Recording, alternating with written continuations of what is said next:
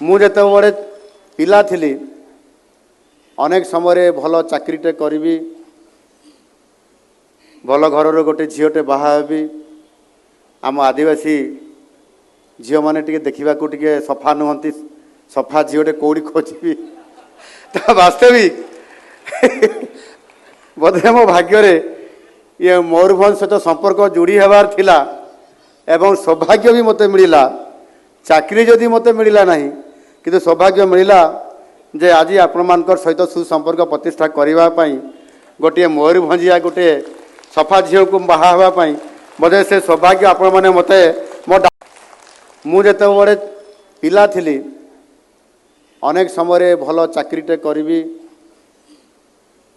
ଭଲ ଘରର ଗୋଟେ ଝିଅଟେ ବାହା ହେବି।